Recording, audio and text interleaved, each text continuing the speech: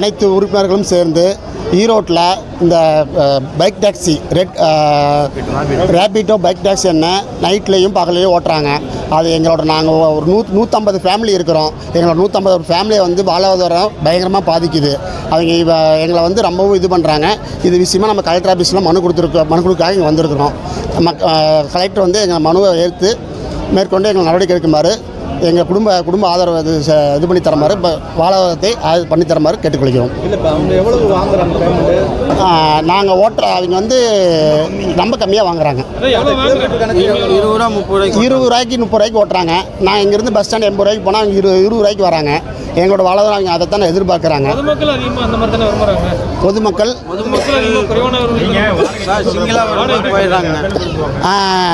அது ரைட்டுங்க. பொதுமக்கள் விரும்புகிற ரைட்டு. அவங்க வந்து நாங்கள் இன்சூரன்ஸ் கட்டி எஃப்சி காட்டி பர்மிட் போட்டு எங்கள் வண்டிக்கான இது வருஷம் ஒருக்கா வந்து எல்லாமே பண்ணுறோம். அவங்க வந்து 2 வீலருக்கு எதுவுமே பண்ணுறதில்ல.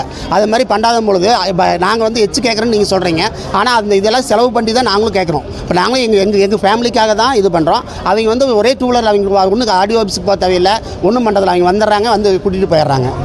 அதனால் மக்கள் அதை விரும்புகிற அது நீங்கள் சொல்கிற கருத்துக்கு நாங்கள் இது சொல்கிறோம். அது இல்லை.